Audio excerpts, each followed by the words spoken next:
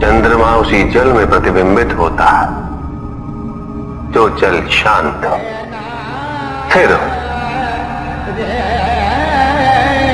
यही तो समस्या होती है मन की। मन कभी भी शांत नहीं हो पाता है। जहां शांति नहीं वहां कुछ भी नहीं रुकता। समुद्र की लहरों की भांति विचारों का उपद्रव मन को निरंतर स्थिर रखता। कुछ भी सुनने और समझने के लिए मन का मौन रहना आवश्यक है, किंतु मन मौन रहना नहीं जानता। वो तो निरंतर कुछ ना कुछ कहता रहता, प्रतिपद शब्दों का आक्रमण चलता रहता है मन पर, और यही आक्रमण है जिसके कारण व्यक्ति कभी भी शब्दों के परे नहीं जा पाता। जहां जीवन की सत्यता का बोध उसकी प्रतीक्षा कर रहा होता है।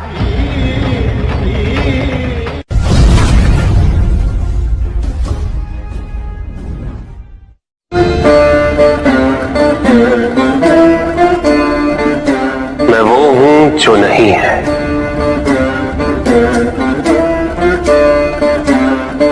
जो नहीं है वो मैं हूं।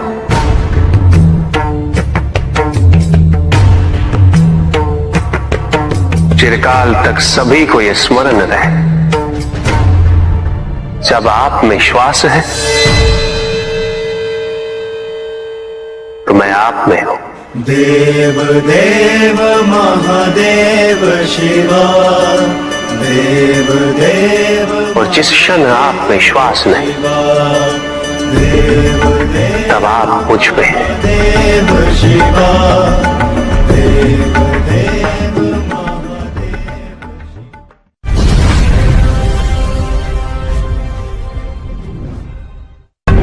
सत्य को जानने के लिए वन में जाना अनिवार्य नहीं है। अपने निजी, पारिवारिक और सामाजिक दायित्वों का परित्याग भी आवश्यक नहीं है। सत्य तो सदैव हमारे साथ है, हमारे सामने है, किंतु हम स्वयं धीरे धीरे उस पे अपने क्रोध, अपने अहम, भय, विचार और महत्वाकांक्षाओं जैसे कई आवरण चढ़ा देते हैं। सत्य हमसे नहीं, हम स्वयं सत्य से दूर हो जाते हैं।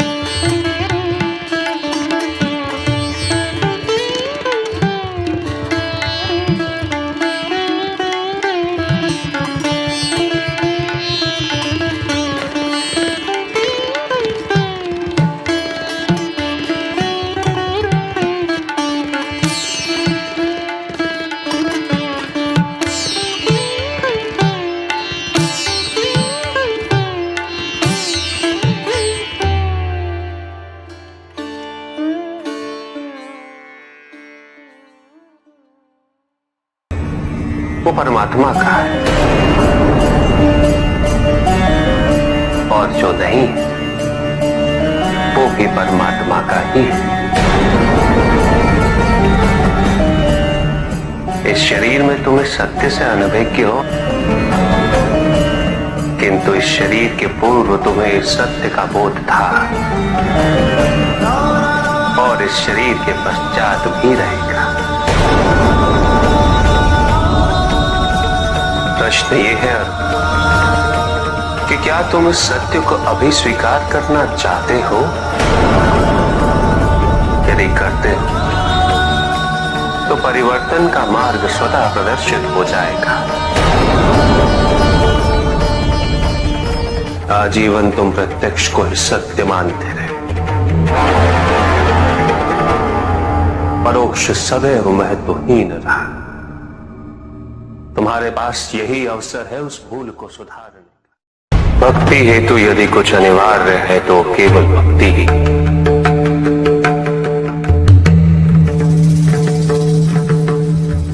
किंतु प्रश्न ये है कि क्या आपकी भक्ति संपूर्ण है? विश्वास और भ्रम के बीच की रेखा अत्यंत महीन होती है।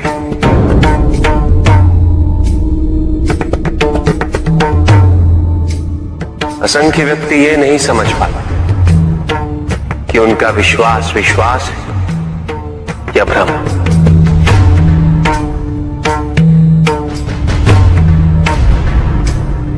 मुझ तक पहुंचने के लिए किसी और की आराधना अनिवार्य नहीं।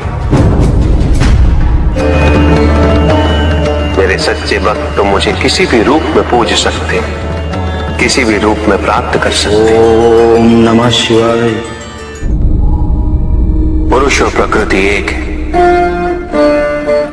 वो कभी पृथक नहीं हो सकते।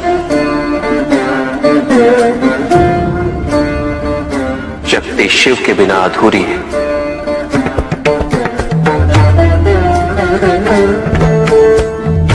और शिव तो शक्ति के बिना शव के समान है। शिव शक्ति पुरुष प्रकृति का संतुलन सदैव अनर्थकारी सिद्ध होगा। शरीर में यदि स्त्री तत्वों की ऊर्जा नहीं तो शरीर निर्जीव नहीं।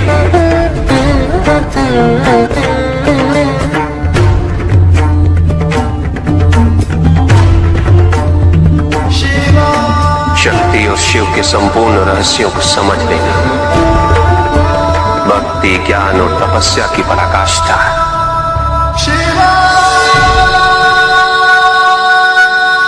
जब ज्ञान के लिए शब्द पर्याप्त बना, उदाहरण प्रस्तुत करना अनिवार्य हो जाता है, केवल आपके लिए ही नहीं अपितु तो आपके माध्यम से समस्त संसार को शिव और शक्ति की संयुक्ता से पुनः अवगत कराना इस प्रसंग का उद्देश्य था, महादेव जो पूर्ण हुआ। महादेव महादेव।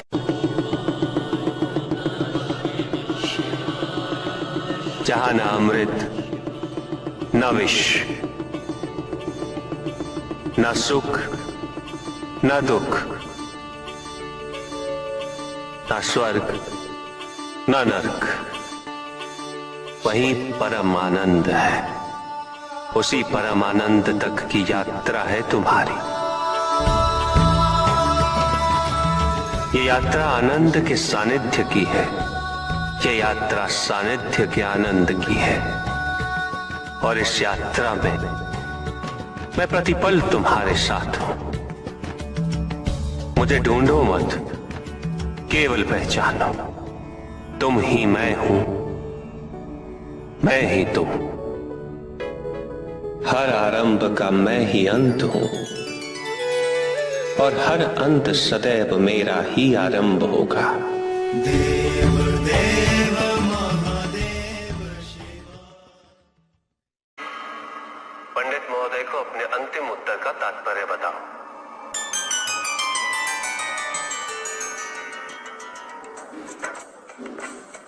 तात्पर्य यह है पंडित जी कि जगत में एक गुण, दो गुण, तीन गुण, पांच गुण, ये सारे आरोपण मानव का मस्तिष्क करता है, अन्यथा जगत तो ब्रह्म माया है और ये सारे गुण भी माया मात्र है। सब कुछ निर्गुण है मेरे महादेव की भांति।